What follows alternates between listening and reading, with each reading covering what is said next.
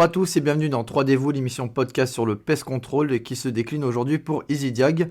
Et pour m'accompagner, je suis avec Jérôme Durand qui est avec moi. Bonjour Jérôme. Bonjour Adrien. Donc alors tu es auditeur et formateur pour EasyDiag et donc je t'ai notamment suivi pour un reportage Le monde de la 3D, immersion au cœur d'un audit de pest management. C'était plus tôt dans l'année, le reportage est sur notre chaîne YouTube. Et vous retrouverez ce numéro de 3D-vous également sur notre chaîne YouTube et sur notre compte Spotify. Alors pour ce numéro, on va revenir sur l'importance de l'audit. Et donc on va discuter ensemble de qu'est-ce qu'un audit. 3D-vous, c'est votre émission sur le pest control et ça commence maintenant. Donc Jérôme, donc tu es auditeur, tu te rends dans des industries, notamment pour réaliser des audits. Mais concrètement, c'est quoi un audit? À quoi ça sert? Alors, en effet Adrien, ce qui se passe, c'est qu'au jour d'aujourd'hui, nous avons plusieurs types d'audits possibles. Il y a les audits que l'on va effectuer dans ce que l'on appelle les industries normées. Une industrie normée, ça peut être dans le monde agroalimentaire, ça peut être dans le monde pharmaceutique, de la cosmétique, ou tout simplement sur des sites industriels. La problématique au jour d'aujourd'hui, c'est, comme tout le monde peut le savoir, on a des espèces envahissantes qui peuvent potentiellement générer des risques sanitaires.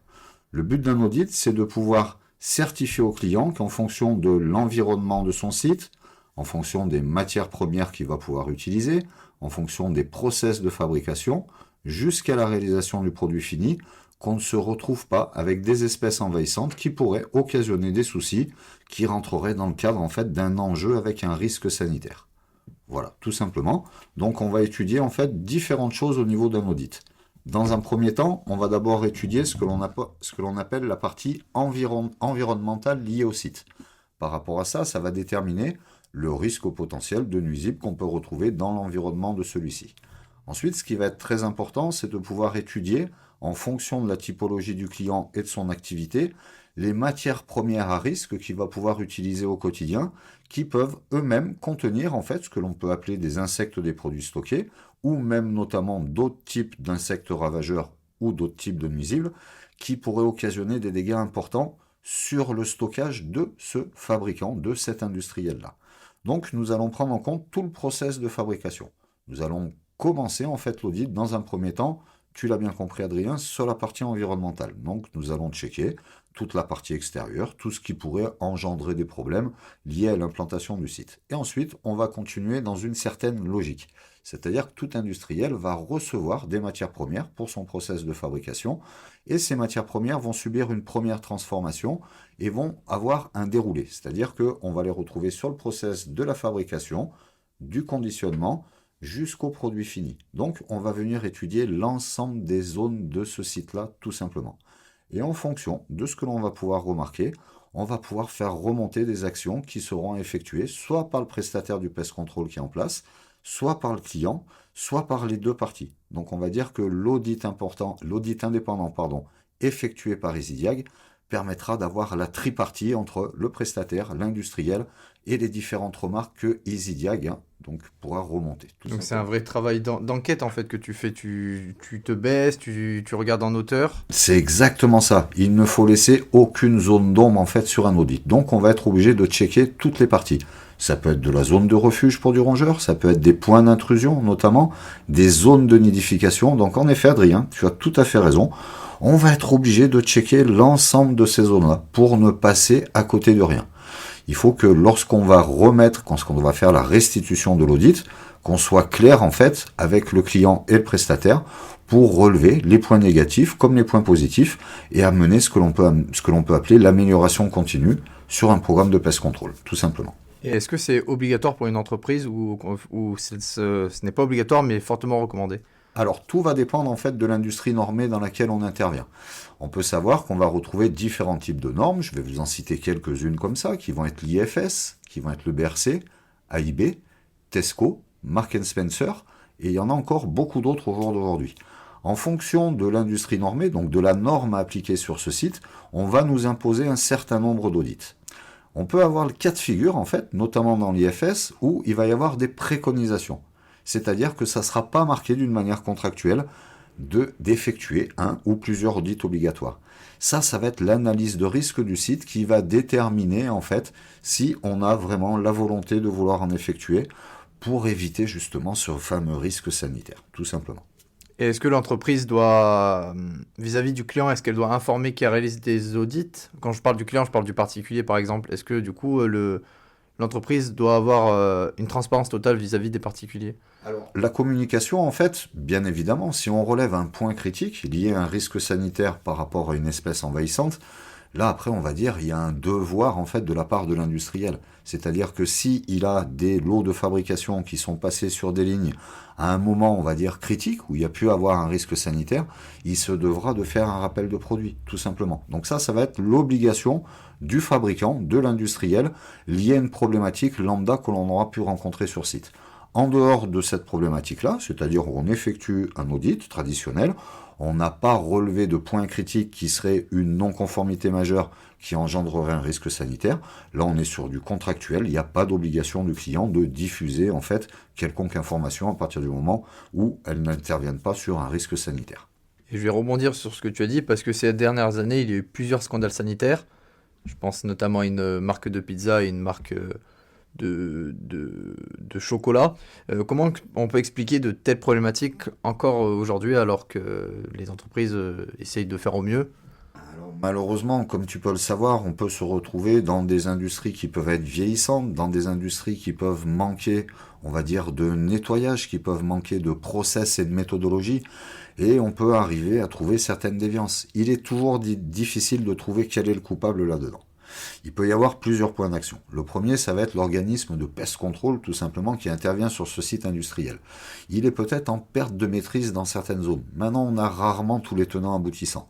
Pour en venir sur les deux exemples que tu viens de citer, Adrien, on s'est retrouvé avec une certaine problématique qui pouvait être engendrée soit par une problématique de rongeurs, notamment, qui pouvait transmettre des agents pathogènes, du coup des maladies qui engendraient le risque sanitaire, mais ça pouvait aussi être lié peut-être potentiellement, attention, hein, j'ouvre bien les guillemets, à un manque d'hygiène générale. C'est-à-dire que on sait très bien que les ouvriers vont avoir une hygiène corporelle à observer. Quelqu'un qui va aux toilettes, qui va au sanitaire, sera obligé de se laver les mains. Il peut y avoir un risque sanitaire qui peut être engendré par rapport à ça. Ça peut être une problématique de nettoyage au niveau des lignes de production. Une usine vieillissante avec des installations qui sont très anciennes ne sont peut-être pas très facilement démontables et on va se retrouver peut-être avec des zones de rétention de produits, avec un manque d'hygiène qui pourrait occasionner des soucis.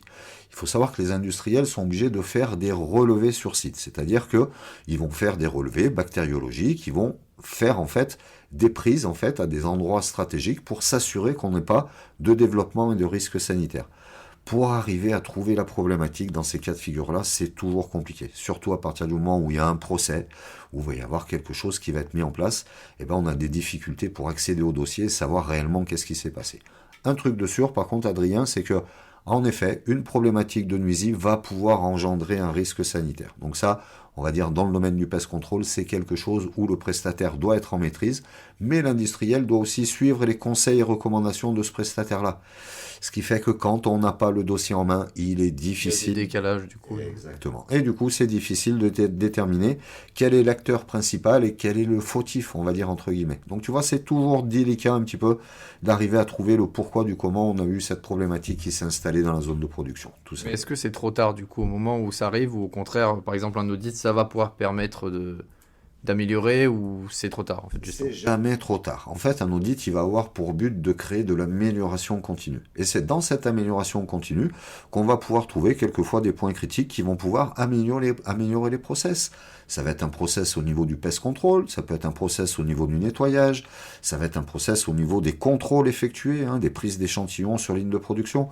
Donc tout ça, de toute façon, quoi qu'il arrive, c'est jamais trop tard. C'est toujours à prendre en compte. Et il faut savoir que les industriels, au jour d'aujourd'hui, sont quand même assujettis à toutes ces problématiques-là et vont répondre favorablement et vont mettre en place toutes les actions à mener suite à des points critiques.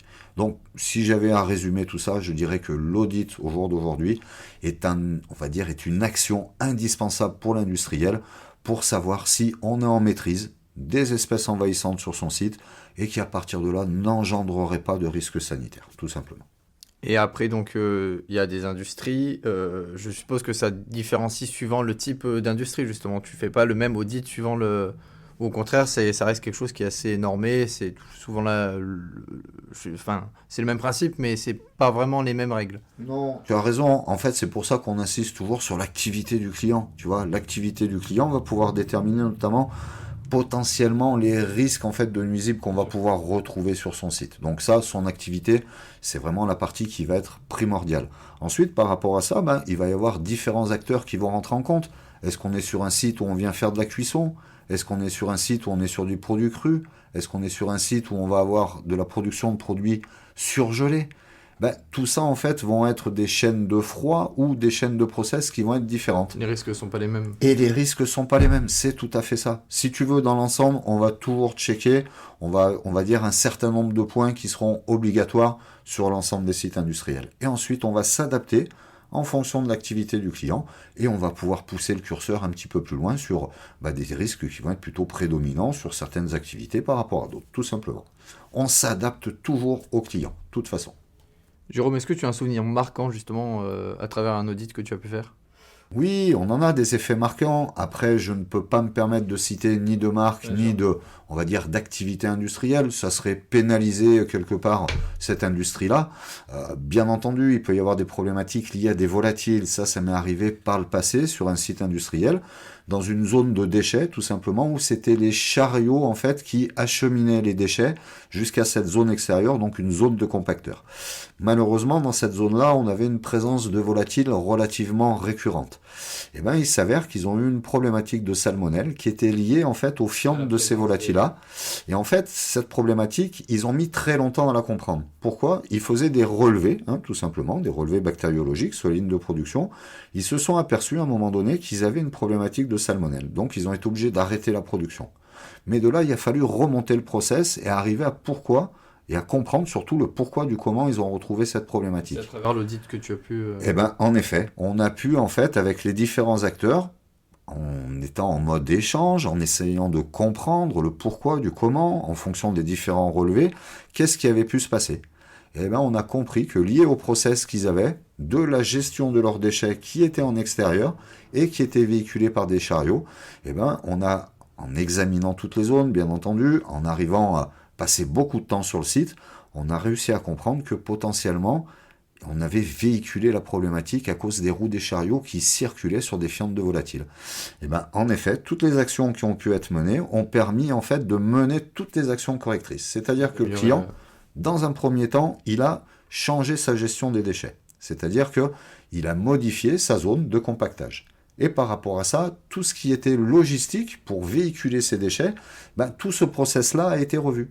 Ce qui fait que grâce à l'audit, grâce au travail des triparties, entre le prestataire Pest Control, l'industriel et l'audit indépendant qui a pu être effectué par EasyDiag, on a pu mettre, on va dire, en action les différentes actions correctives qui étaient à mener pour ne plus arriver à obtenir ce risque sanitaire qui a occasionné un gros arrêt de production et du coup qui a pénalisé le client.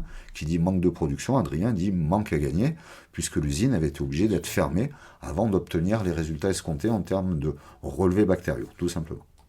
Eh bien Jérôme, je pense que nous avons fait le tour. Je te remercie d'avoir accepté notre invitation. Avec plaisir, Adrien. On se retrouvera prochainement pour un nouveau numéro de 3D-vous. En attendant celui-ci sur Spotify et sur notre chaîne YouTube. Merci à tous de nous avoir suivis et à très vite.